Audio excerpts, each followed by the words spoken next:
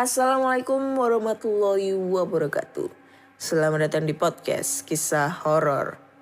Ketemu lagi dengan aku Ana di sini yang akan membacakan cerita horor ataupun email berhantu yang sudah dikirimkan teman-teman melalui podcast kisahhoror@gmail.com atau DM Instagram podcast Kisah Horor, DM Instagram Ana Olive serta Google Form yang linknya yang tersedia di bio Instagram podcast Kisah Horor.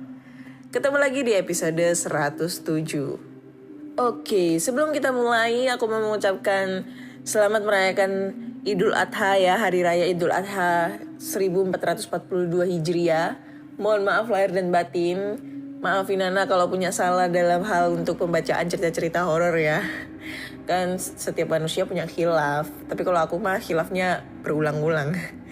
Terus juga selamat membakar-bakar sate buat teman-teman PKH ya. Apalagi kalau bakar sate itu diiringi dengan dengerin podcast Kisah Horor. Wih, mantep itu. Pas malam-malam bakar sate, dengerin podcast Kisah Horor, terus habis itu ada kejadian horor, langsung aja ceritain ke podcast Kisah Horor. Kan mantep tuh. Ya kan? Terus yang jelas jangan terlalu banyak makan sate, nanti darah tinggi. Habis itu aku mau ucap puji syukur dulu ya sama Allah Subhanahu wa taala. Karena hari ini aku udah dinyatakan negatif, alhamdulillah banget. Akhirnya udah gak isoman lagi, gak isolasi mandiri lagi. Udah tersiksa banget isolasi selama 10 hari gak ngapa-ngapain ya. So buat kalian semua yang masih menjalankan isolasi mandiri atau mungkin isolasi di rumah sakit, atau mungkin yang keluarganya kena positif COVID juga, jaga kesehatannya ya, semoga cepat sembuh, semoga bisa menjalankan kegiatan seperti biasanya ya. Nggak enak banget sumpah kalau isolasi mandiri itu. Kalau isolasi mandiri itu kita tuh sendirian di kamar, nggak punya teman. Tapi kalau isolasi di rumah sakit itu kita punya teman banyak gitu loh, ya bisa ngobrol-ngobrol. Tapi ya gitu juga, parno kalau di rumah sakit juga itu ya. Terus buat kalian yang belum pernah positif, ya nggak ngedoain sih ya. Ibaratnya ya yang masih stay strong dulu, terus jaga kesehatannya kalian ya. Jangan sampai kalian sakit, jangan sampai kalian positif juga. Nggak enak, kasihan orang-orang sekitar kita nanti juga kena dampaknya ya. Pokoknya jaga kesehatan, jangan lupa pakai masker, double kalau bisa.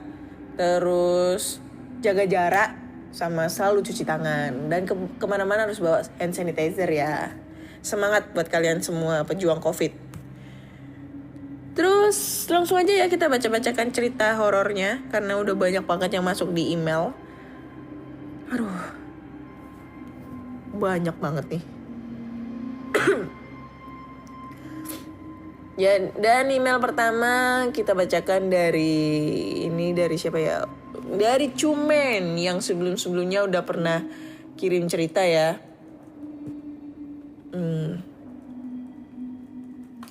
Assalamualaikum Kak Ana. Waalaikumsalam. Bagaimana? Sehat? Sehat, alhamdulillah. Bila kurang sehat, ku doakan dari sini semoga cepat membaik. Insya Allah doaku sampai ke tempat Kak Ana. Amin. Saya Cumen Project. Saya berasal dari kota Sukabumi, Jawa Barat. Halo teman-teman TKH, saya bekerja di salah satu coffee shop. Dan saya ingin membagikan cerita horor di tempat kerjaku.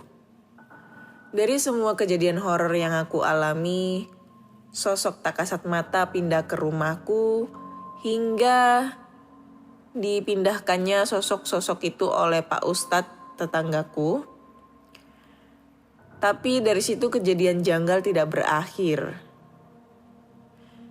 Di hari pertama saat Pak Ustadz sudah memindahkan jin-jin itu dari tempat kerjaku, aku merasa sudah aman dan tidak ada lagi yang akan menggangguku. Di situ Di situ aku bekerja bersama Dika saat shift 2. Aduh, sorry batuk ya. Larut malam pun tiba dan closing seperti biasa. Tapi Dika berbicara kepadaku. "Merinding anjir."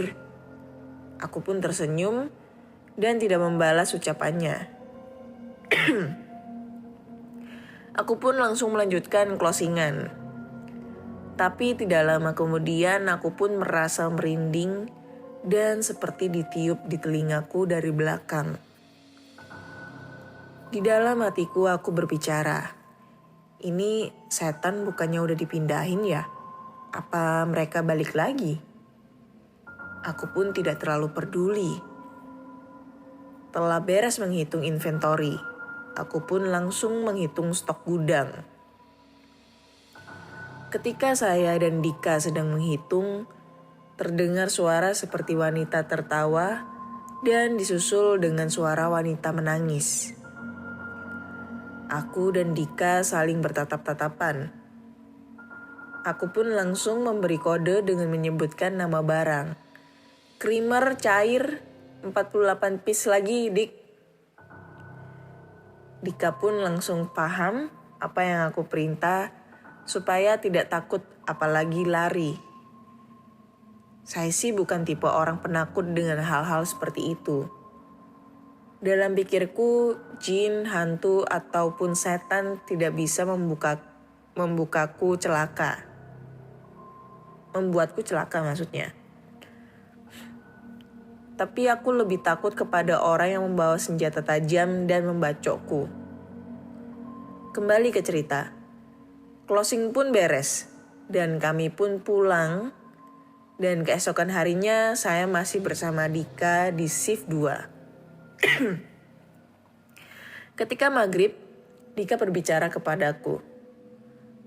Cumen, gimana kalau digangguin lagi?" Aku pun menjawab, "Gak apa-apa, kan masih ada Allah. Hayu sholat dulu, ganti-gantian." Setelah sholat, kami pun bekerja kembali. Dikarenakan PSBB di kota Sukabumi, jadi kami tutup untuk dine-in sampai jam 8 malam saja. Dan hanya boleh mengambil orderan ojol saja. Semua lampu dimatikan kecuali ruangan depan dekat pintu masuk, bar, dan meja panjang yang selalu dipakai untuk closing. Posisinya sebelah kiri bar menghadap jendela yang langsung melihat ke outdoor. Kira-kira pukul 9 malam waktu Indonesia Barat, gangguan mulai datang. Pertama, asbak terjatuh sendiri. Aku langsung berpikir, positif aja mungkin angin. Kebetulan sedang hujan deras juga kan. Lalu yang kedua, suara menangis seperti kemarin kembali ada. Lalu yang ketiga, pegangan pintu WC di otak-atik. Krek, krek, krek, krek. Jadi seperti ada orang yang terkunci dari luar. Kejadian pegangan pintu itu terjadi sekitar 20 menitan. Lumayan lama untuk jin mengganggu selama itu. Aku pun dan Dika menghiraukan semua kejadian itu. Seolah-olah seperti tidak ada apa-apa. Di situ, di tempat kerjaku, aku hanya berdua dengan Dika. Temanku Nisa yang berada di dapur, dia sudah pulang duluan menggunakan GrabCar karena hujan deras juga di luar. Jadi tidak ada siapa-siapa lagi selain kita berdua. Di sini suasana mencekam. Dan seperti tidak ada jalan keluar. Aku pun menyalakan rokok dan membuat kopi. Aku pun berusaha mencairkan suasana dengan berbicara. "Dik, santai kan?" Dika pun langsung merespon, "Enggak santai." Aku pun tertawa sekejap. "Hahaha, harus santai dong." Ketika aku dan Dika berusaha menghiraukan, Semua gangguan jin itu tiba-tiba ada suara keras sekali dari dapur yang memanggil nama Dika. Itu suara temanku yang bernama Sabik. Yang jelas-jelas dia sedang libur hari ini. Tidak mungkin malam-malam begini dia ke tempat kerja, berdiam diri di dapur, dan berteriak pula. Di situ aku pun langsung menyelesaikan closingan. Sehabis closingan, Dika meminta izin ke rumahku untuk meneduh sebentar, karena rumahku sangat dekat dengan tempat kerjaku. Sehabis hujan reda, Dika pamit dan langsung pulang. Di hari ketiga, saya dan Dika masih satu shift, yaitu shift 2. Dan kami menceritakan semua kejadian yang kami alami 2 malam kemarin kepada staf-staf yang ada di tempat kerjaku. Aku pun berniat kalau aku diganggu saat malam nanti, aku akan menghampiri suara tangisan itu. Malam pun tiba, dan aku seperti biasa mengerjakan closingan. Kira-kira pukul 10 malam lah. Aku merasa aneh, tidak ada yang mengganggu malam hari ini. Tapi tidak lama kemudian dugaanku salah. Suara wanita tertawa dan disusul oleh suara tangisan itu mulai ada yang membuat Dika merinding. Aku pun berbicara kepada Dika. "Slow Dik, pasti merinding kan? Sama gue juga." Aku pun terdiam sejenak, berdiri, dan berteriakan. "Ya elah, dari kemarin ya, ganggu mulu lu." Aku pun beranjak dari tempat dudukku dan langsung menghampiri suara itu yang berada di outdoor. Di situ aku menyalakan lampu HP, dan di situ aku terdiam saat melihat kuntilanak merah sedang melayang di atas lampu gantung yang berada di outdoor. Anjir. Aku pun terdiam dan tidak bisa bergerak. Kuntilanak itu pun terbang setelah Dika menghampiriku. Aku dan Dika menyaksikan langsung kuntilanak itu terbang ke arah pohon nangka yang berada di luar outlet. Aku dan Dika pun keluar dan mengecek pohon nangka itu. Saat aku melihat ke dedaunan pohon yang rindang, sosok kuntilanak merah itu pun bertengger di dahan pohon, mengibas-ngibaskan bajunya dan menghilang. Aku pun kesal dan kembali masuk ke dalam outlet dan membereskan closinganku. Di sini aku dan Dika sangat kesal. Dika berbicara, "Bisa gak sih gak ngeganggu sehari aja?" Di situ Dika seperti berlaga aneh. Tiba-tiba dari belakangku persis terdengar suara, "Enggak." Saat aku melihat ke belakang, aku melihat kuntilanak merah itu persis ada di depanku. Dia melayang. Bau busuk, rambutnya panjang, tingginya hampir 3 meteran. Anjir, tinggi banget. Dia terbang menembus atap, disusul suara tertawa khas kuntilanak. Dan suara anak ayam yang sangat dekat. Di situ pula Dika pingsan. Dan di situ pula aku pertama kali melihat kuntilanak merah. Aku langsung menyelesaikan closingan dan aku membawa Dika ke rumahku untuk menginap semalam. Keesokan harinya saya dan Dika menuju tempat kerja seperti biasa. Ketika saya sampai di tempat kerja, saya dikagetkan dengan jejak kaki yang berada di dinding. Saya tidak berpikir panjang, mengambil tangga lipat dan langsung membersihkannya. Hari itu saya masuk shift 1 bersama Dika. Singkat cerita, saya beres bekerja dan saya beranjak pulang. Di shift 2, ada Nisa dan Rangga. Malam pun tiba. Ketika saya sedang di kamar sembari mendengarkan lagu, saya ditelepon oleh Nisa. "Acu men, ke outlet, cepetan." Aku pun langsung mengiyakan telepon itu dan langsung menuju outlet. Sesampainya saya di sana, "Kenapa Nis? Rangga mana?" Nisa pun menjawab, "Ada, dia lagi di WC, A." Di outlet sudah tidak ada siapa-siapa. Hanya Nisa saja sendirian dikarenakan PSBB juga. Jadi setelah jam 8 malam, sudah tidak ada yang boleh dine in. Semua harus take away. Kembali ke cerita. Ya tahu, udah cerita kan tadi harus take away. Anjir. Nisa pun mengajakku ke sudut ruangan.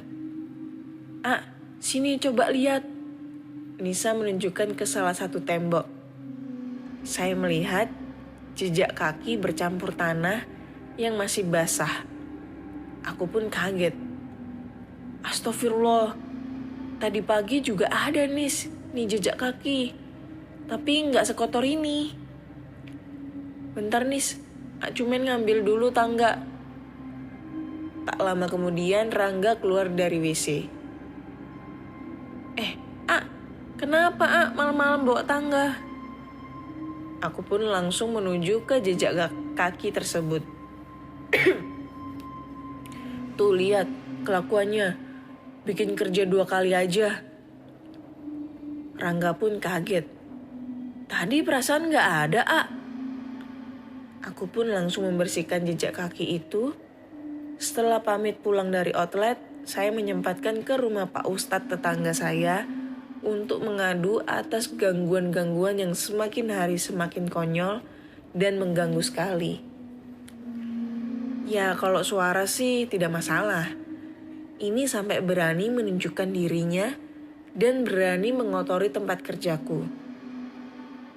Sesampainya saya di rumah Pak Ustadz, saya langsung disambut oleh Pak Ustadz. Saya langsung berbicara. "Jadi gini Pak Ustadz, kedatangan saya kemari.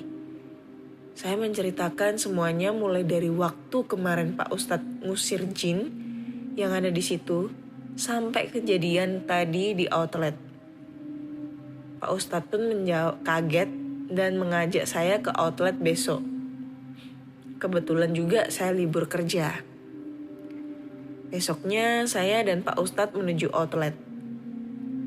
Sesampainya saya di outlet, Pak Ustadz langsung meminta botol yang diisi air dan minta juga diberi bolong tutup botolnya. Saya pun langsung menyediakan apa yang diminta oleh Pak Ustadz. Setelah itu Pak Ustadz membaca doa-doa Al-Quran. Kurang lebih 30 menitan berdoa, Pak Ustadz menyemprotkan air yang ada di botol ke seluruh pojokan outlet dan memberitahu semuanya, "Ini sudah selesai ya.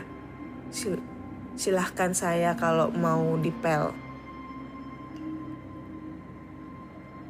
Pak Ustadz pun mengajak saya ke rumahnya. Setelah saya sudah di rumah Pak Ustadz, saya langsung diberitahu oleh Pak Ustadz bahwa jin itu pindahan dari rumah kosong yang berada di dalam gang seberang outlet.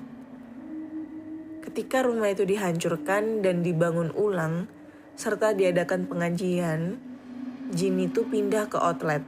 Karena outlet dari jam 8 malam sudah sepi. Dan saat tutup pun di situ kosong sampai pagi hari. Jadi wajar saja kalau tempat itu dijadikan rumah baru si jin jahil itu. Tapi alhamdulillah jin itu sudah diusir oleh Pak Ustadz. Saya dan teman-teman yang lain merasa nyaman setelah Pak Ustadz mengusir jin itu. Terima kasih Kak Ana. Maaf kalau ceritanya kurang seram dan belibet. Sehat selalu dan sukses terus Kak Ana. Oh ya, aku kirimin lagi desain ala-ala pamflet musik. Buat Kak Ana, barangkali suka. Bye-bye. Assalamualaikum. Waalaikumsalam. Oke, thank you. Cuman buat ceritanya. Apaan ini anjir? Waduh. Ini mah rame banget, kayak berasa kaos underground gitu ya, Metallica anjir lah. Emang ini setannya disuruh ini nge-scream gitu. Panjang ya jadi ceritanya ya. Ya, cerita lanjutannya si Cumen tentang pengalamannya dia diganggu sosok makhluk halus di tempat kerjanya. Dan usut punya usut, karena lokasi kerjanya itu kosong di jam tertentu, akhirnya si setannya betah di sana ya. Jadi aku ini juga baru tahu loh kenapa. Jadi sekolah, gedung-gedung perkantoran, kampus, kenapa kok banyak didiamin hantu? Karena ternyata faktor itu juga ya. Aku juga baru terfikirkan sekarang gitu loh. Kenapa kok gedung-gedung sekolahan, perkantoran, atau mungkin tempat kampus gitu ada setannya gitu loh. Padahal juga itu lokasi ditempatin. Karena emang di jam-jam tertentu itu lokasi itu kosong gitu loh. Ya, aku juga baru terfikir ini loh. Kok nggak mikirnya, aku tuh nggak sejauh itu gitu loh. Kalau lokasi ini ya kan namanya perkantoran, sekolah kan gak setiap hari 24 jam gitu kan ditempatin orang. Pasti kan kalau sekolah kan jam 1 sampai jam 7 pagi sampai jam 3 sore lah paling sore. Kalau kantor sampai jam 5. Kalau kampus kadang juga malam ada kuliah gitu kan, tapi jarang sekarang, apalagi kan sekarang lagi Covid kan. Jadinya kan sekolah-sekolah kan pada daring, kosong semua. Nah itu juga bisa menjadi salah satu faktor makhluk halus mendiami terus-terusan di lokasi tersebut. Terpecahkan cuy. Baru apa ya? Baru terpikir aku tuh, kenapa kok gedung-gedung seperti kampus, sekolahan, kantor kok kok masih ada setannya gitu loh. Padahal ada yang nempatin gitu, ada kehidupan di sana. Ternyata di jam-jam tertentu itu gedung tersebut itu sepi. Jadinya itu si makhluk halusnya itu bisa nangkring di situ gitu kan. Kan paling kalau gedung-gedung kayak gitu kan yang jaga kan security, dan security kan paling mentok paling banyak aja satu gedung kantor aja mungkin 2. Apalagi sekolah, 1 orang penjaga sekolah ya kan. Kampus juga 1-2 orang kayak gitu. Aish, iya ya, nggak terfikirkan olehku. Oke, thank you ya Cumen untuk cerita yang kesekian kalinya. Bro, pengalamannya Cumen banyak banget ya ternyata. Siapa di sini yang suka nonton film horor? Sama nih kayak aku. Aku tuh suka banget nonton film horor, apalagi yang lagi tayang di bioskop. Tapi kadang suka kesel, giliran mau nonton, filmnya udah selesai. Bingung mau nonton di mana. Secara di YouTube juga nggak ada. Nah, akhirnya aku punya ide nih. Aku pakai VPN buat ngakses film horor yang nggak bisa diakses di Indonesia. Aku kerjasama dengan NordVPN melalui Podmetrics supaya kamu bisa mengalami pengalaman yang sama nih kayak aku. Mereka lagi punya promo 73% untuk rencana 2 tahun plus 4 bulan gratis. Caranya gampang banget. Cukup gunakan link di description podcast aku dan gunakan kode KISAH KISAH sebelum checking out. Mereka juga menawarkan 30 hari promo garansi uang kembali. Apalagi yang kamu tunggu? Silakan daftar NordVPN sekarang.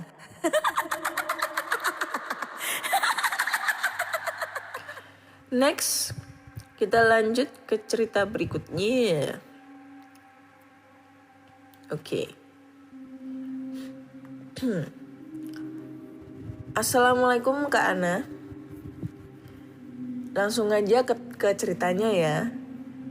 Suatu hari saat saya sekolah, saya istirahat makan siang. Saat selesai, guru kelas saya mengatakan akan diadakan camping 4 hari. Teman saya langsung kaget karena belum berpengalaman. Karena sebelumnya tidak ada camping yang berdurasi 4 hari, paling cuma 1 hari. Tapi kegiatan camping itu ternyata dinyatakan wajib untuk diikuti. Jadi terpaksa semua orang harus ikut demi nilai untuk ujian nasional. Sorenya semua teman-teman saya sudah berkumpul di sekolahan untuk mendirikan tenda. Saya juga menyiapkan tenda. Setiap regu ada 4 orang. Regu saya adalah Joya, Fauzi, Angga, dan juga saya. Ternyata Joya tidak mau untuk camping karena ketakutan. Segera orang tuanya dan teman-teman membujuknya. Aku berkata, "Kenapa kamu tidak mau ikut camping?" Katanya dia takut karena camping sebelumnya dia pernah melihat sosok makhluk tak kasat mata seperti genderuwo. Dia takut karena dia adalah orang yang diincar oleh hantu itu. Sehingga Joya kami bujuk dan membuahkan hasil. Akhirnya dia mau, asalkan mencari telolet dulu. Apa anjir telolet? Oh, toilet mungkin ya. Anjir lah. Telolet.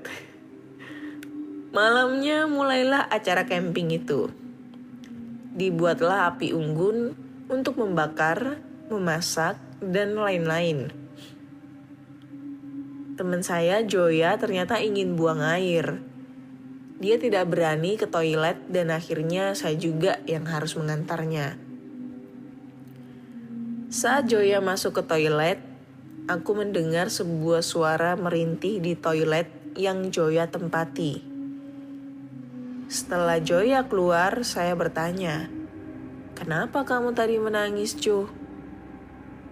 Katanya dia tadi tidak menangis, tetapi dia juga mendengar tangisan itu di sebelah kamar mandinya. Lalu kamar mandi itu kami buka pelan-pelan. Saat kami buka, sepertinya ada kuntilanak di belakang pintu. Tapi setelah dicek tidak ada apa-apa. Kemudian kami balik lagi ke camping. Setelah itu Joya menceritakan ke Fauzi dan Angga. Fauzi berkata, memang kamar mandi sebelah pojok itu angker. Dulu ada seorang wanita yang dibunuh di situ karena dia tidak membayar hutangnya. Anjir. Kok menakutkan ya? Lalu aku dan Joya kaget. Setelah itu terdengar suara tangisan yang sama di kamar mandi tadi. Semua langsung merinding dan tiba-tiba ada yang menginjak-injak bagian atas tenda. Setelah itu semua temanku keluar dan ternyata ada kuntilanak tepat di atas tenda kami yang merintih kesakitan. Kami langsung lari dan mengagetkan semua guru. Guru saya memanggilkan Ustadz untuk mengecek apakah benar ada yang mengganggu timku. Ternyata Ustadz berkata memang benar ada kuntilanak. Kuntilanak itu ingin membunuh Joya karena Joya telah mengganggu kuntilanak itu. Segera Joya disuruh Pak Ustadz untuk meminta maaf kepada kuntilanak itu. Joya merasa dia sangat takut karena ingin dibunuh oleh kuntilanak. Pada akhirnya kuntilanak itu memaafkan Joya dan setelah itu tidak ada isu tentang kuntilanak di kamar mandi. Thanks Kak Ana udah dibacakan ceritanya. Mohon maaf jika ceritanya kepanjangan dan tidak seram. Oke, thank you buat yang tidak mau disebutkan namanya ya. Ini ceritanya aneh, sumpah ini aneh banget. Gue baru tahu kalau kuntilanak itu pengen ngebunuh manusia ya. Karena setauku namanya jin atau setan itu tidak bisa mencelakai manusia. Dan sifatnya kuntilanak itu tidak pernah mau ngebunuh manusia. Malah sifatnya kuntilanak itu lebih ke jahil atau mungkin memberikan efek negatif sama kita. Maksudnya kalau efek negatif itu lebih ke apa ya? Suka marah kayak gitu kan. Terus habis itu ada firasat ingin. Tapi kalau menurutku sih kalau misalnya orang bunuh diri itu juga efek dari jin ya, bukan setan ya, bukan kuntilanak, tapi lebih ke jin yang mengganggu manusia tersebut, kayak meracuni manusia yang punya amarah sehingga manusia itu berpikiran pendek gitu loh untuk mengakhiri hidupnya. Ya, setahu kuntilanak gak bakalan ngebunuh lah, ini ceritanya kalau aku boleh jujur ya, mohon maaf ya buat ini siapa ya nggak mau disebutkan lagi namanya. Ini cerita lu itu ngarang kayaknya. Ya. Kuntilanak itu nggak ada yang namanya kuntilanak pocong atau tuyul atau mungkin babi ngepet yang sifatnya itu pengen ngebunuh manusia, nggak ada. Dan lagi mana ada sekarang kan, walaupun sebelumnya COVID juga lu mau lulus ujian nasional ya harus ikut camping. Dan campingnya 4 hari. Setahu aku gak ada deh ke acara kayak gituan. Kecuali camping pun juga paling kalau camping di sekolah itu kegiatan anak SD, anjir. Iya kan? Kalau persami itu kan perkemahan Sabtu Minggu. Iya kan? Kalau camping di sekolah itu mungkin ya anak SD. Kalau camping di luar di bukit perkemahan gitu, itu biasanya kegiatannya anak SMP, SMA, ya. Karena zaman gue SMP nggak ada tuh acara camping, kecuali anak pramuka. Kalau persami juga kegiatan pramuka, gitu kan. Ini kalau gue telaah ini ceritanya ngarang ini. Oke, jadi sorry banget ya buat kamu yang udah kirim cerita. Kalau misalnya ya aku tuh orangnya kayak gini ya, kalau kalian udah kirim cerita ke aku gini ya, terus aku udah membacakan, kalau menurutku serem pasti aku ngomongnya nih serem cerita. Biasanya tuh kalau serem itu aku juga kebawa horor gitu loh, merinding dan segala macam. Tapi kalau udah aku baca dan ceritanya ini kayak ngarang-ngarang banget ya aku bilangnya ini pasti ceritanya ngarang dan gak serem. Jadi kalau buat kalian ya mohon maaf kalau merasa merasa tersinggung dengan kritikan cerita dari kalian gitu loh. Ya itu udah resiko. Ya. Jadi kalau bisa ya cerita pribadi aja, pengalaman horor pribadi. Kalaupun bukan cerita pengalaman pribadi, bisa juga dari pengalaman orang-orang sekitar seperti ibu kamu, bapak kamu, tapi ya tetap dengan pengalaman yang pribadi dari mereka loh ya, jangan ngarang-ngarang cerita. Soalnya ketahuan nih, mana yang ngarang, mana yang real, kayak gitu. Oke. Next, lanjut ke cerita berikutnya ya. Cerita terakhir. Oke. Perkenalkan Kak Ana, namaku Kiki. Jadi kisah hororku bermula pada saat prakerin, praktek kerja industri, waktu SMK di 2 tempat, 2 waktu berbeda. Wah keren nih kayaknya ceritanya. Oke. Pertama di Kediri, tepatnya di sebuah butik. Kami bertiga ngekos di situ. Siang hari aku iseng surfing internet tentang lagu Lingsir Wengi. Yang konon katanya jika menyanyi atau mendengarkan orang menyanyi lagu itu bisa didatangi Kunti. Dengan penasaran aku pun menyanyikan lagu itu. Malam harinya kami bertiga kehausan karena air di kos sedang habis. Akhirnya sehabis maghrib kami pergi mencari air minum. Nah, sepulang dari beli air di warung, tiba-tiba lampu jalan sepi yang kami lewati berkedip-kedip. dan disusul bau wangi melati. Awalnya aku gak percaya, sumpah ini seperti film-film. Tapi begitu kami sudah jauh dari lampu tadi, aku baru bertanya pada kedua temanku. Yuk, F, tadi cium bau wangi gak? Dan ternyata mereka juga mencium wangi itu. Ketika aku menoleh ke belakang, lampunya kembali menyala. Ya, sebagai cewek, kami berlari karena ketakutan. Esoknya, aku dan Ayu kaget karena Eva tiba-tiba tidur di tengah-tengah kami. Padahal, biasanya ia suka tidur di kasur bawah. Eva mengaku waktu tengah malam ia ketindihan. Ia bermimpi memasuki rumah bercahaya putih dan tak bisa keluar.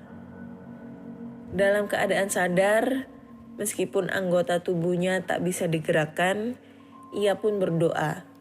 Dan akhirnya ia bisa bergerak dan langsung tidur di kasur atas. Pantesan kok jadi sempit. Setelah ditelusuri, kemarin malam adalah malam Jumat Legi yang katanya lebih menyeramkan dibandingkan Jumat Kliwon.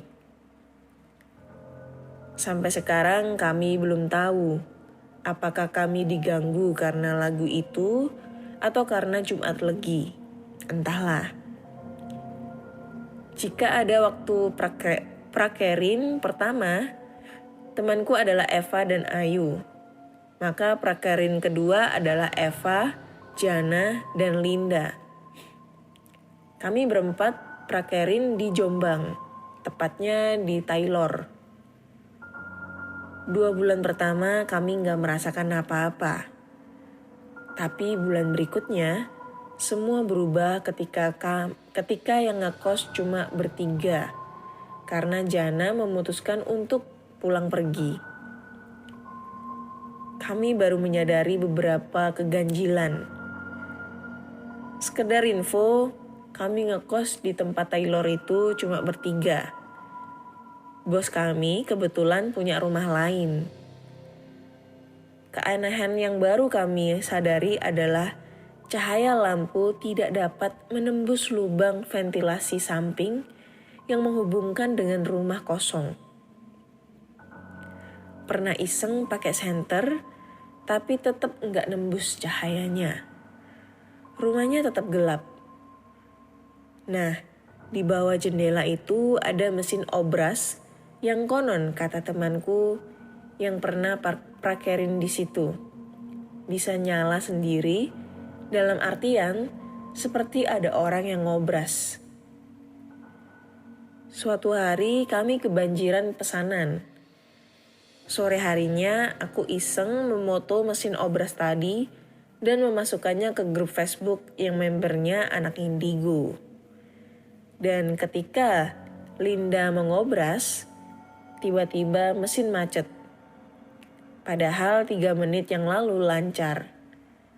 Aku buru-buru menghapus foto di grup.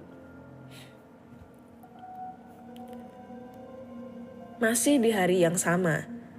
Ketika aku mandi, tiba-tiba Eva menjerit ketika mendengar suaraku di kamar mandi. Sontak aku bertanya, tapi Eva bilang nanti aja. Selesai mandi aku bertanya. Ternyata waktu mau ambil air yang letaknya dekat dengan kamar mandi dan kamar, Eva yang saat itu berjalan ke arah keran gak sengaja melihatku tersenyum di pojokan tempat tidur sambil menggenggam HP. Ia terus berjalan hingga ke keran dekat kamar mandi. Lalu ia kaget. Loh, di kamar ada Kiki, Linda, di dapur, terus siapa yang di kamar mandi? Ia langsung menuju kamar yang tadi dan gak ada. Ya iyalah, lawang dari tadi juga aku lagi mandi. Eva langsung berkata, Ki, Aku menyahut dari kamar mandi. Eva lantas menjerit, dan ternyata orang yang mirip aku di kamar tadi adalah sosok yang menyerupaiku. Mendadak aku merinding. Malam yang sama, tiba-tiba tercium bau melati. Makin larut, makin menjadi. Kami mendengar suara langkah kaki bak raksasa. Dem, dem, dem. Dari lantai atas. Dengan setengah berteriak, kami menyahuti. Assalamualaikum. Lama-lama suara itu menghilang juga. Sebenarnya banyak keanehan yang terjadi. Misalnya, setiap malam Jumat, sebuah gunting hilang meski akhirnya ketemu. Bergantian dari pekerja satu ke pekerja lainnya.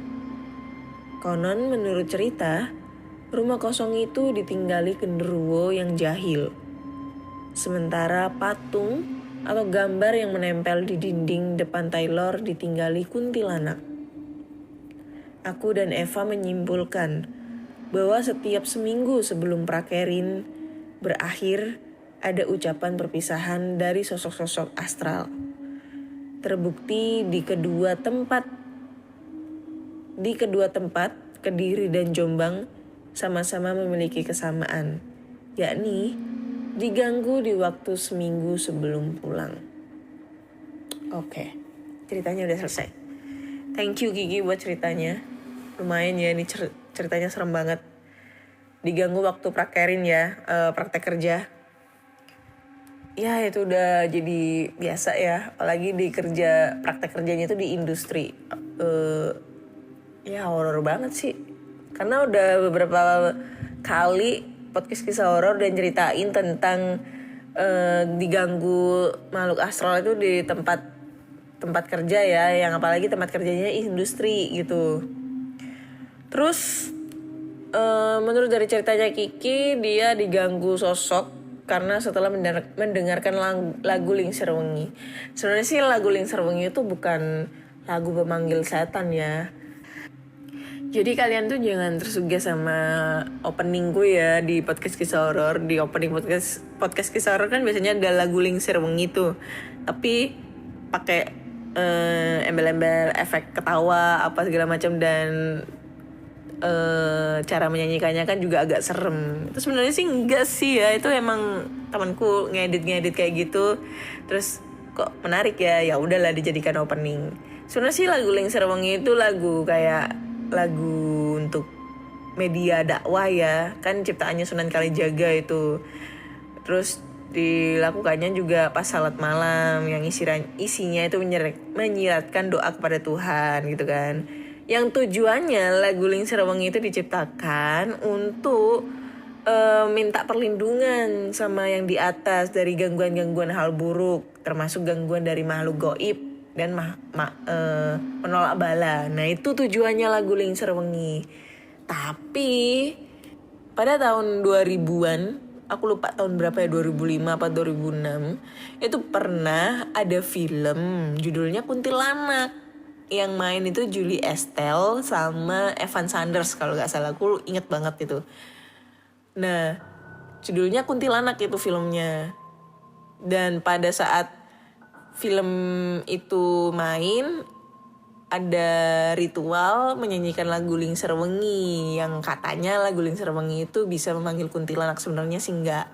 Jadi ya menurutku tuh kalau kalian nyanyi lagu Lingsir Wengi gak bakalan ngefek kuntilanak dateng, kecuali kalian pas nyanyi lagu itu di dalam otak kalian tersuges kalau kuntilanaknya bakal datang. Nah dari suatu pikiran itulah yang bisa menimbulkan sosok makhluk halus itu datang gitu kan.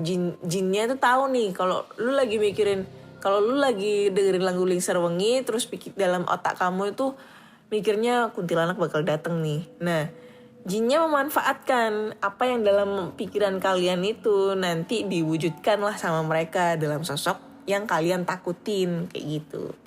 Jadi kesimpulannya, lagu Lingsir Wengi itu bukan lagu pemanggil setan termasuk kuntilanak, tapi lagu itu adalah lagu untuk menolak bala ataupun menjauhkan kita dari gangguan-gangguan makhluk halus. Kayak gitu sebenarnya ceritanya. Jadi kalau semisalnya di openingku tuh horor, lagu Lingser Wengi, dan mikirnya kalian lagu Lingser Wengi adalah pemanggil setan, itu salah. Itu cuma buat gimmick-gimmick aja. Bagus dong kalau openingku lagu Lingser Wengi. Jadi kan kalian yang mendengarkan kan terhindar dari gangguan gitu loh. Terus juga ya mungkin karena efek hari ya. Karena setauku nih ya kalau di pasaran Jawa, selain Kliwon, yang paling serem itu adalah Legi. Selasa Legi sama Jumat Legi itu emang serem. Karena katanya itu kalau hari Selasa Legi itu banyak banget makhluk-makhluk halus itu melewati dari dimensi lain gitu loh. Ibaratnya kayak gitulah, apalah segala macam. Terus biasanya juga untuk yang suka bertapa atau mungkin suka mengamalkan ilmu, waktu untuk bermeditasi yang paling bagus itu adalah hari Selasa Legi. Pokoknya Legi lah, antara Selasa Legi sama Jumat Legi itu katanya. Katanya sih seperti itu ya. Ini katanya temen aku yang suka kayak gitu. Kan ada tuh temen aku yang suka dengan ibaratnya itu kayak mediasi. Ya orangnya kejawen gitu loh, kejawen jadi suka mediasi, narik benda pusaka apa segala macam. Ada temanku kayak gitu tuh. Gila itu. Kayak gitu deh. Jadi terpecahkan ya lagu Lingser Wengi bukan lagu pemanggil setan atau lagu pemanggil kuntilanak. Ya, jangan sampai kalian mau uji nyali terus dengerin lagu Lingser Wengi. Kayak gitu. Oke, cukup sekian dulu cerita kali ini. Udah 3 cerita yang aku bacakan. Dan menurutku cerita pertama lumayan lah. Cerita kedua gak horor. Cerita ketiga mulai lumayan horor lagi. Dan buat kalian semua yang pengen berbagi cerita, kalian bisa langsung aja kirim ceritanya ke podcastkisahhoror@gmail.com ataupun DM Instagram podcast kisah horor, DM Instagram Ana Olive serta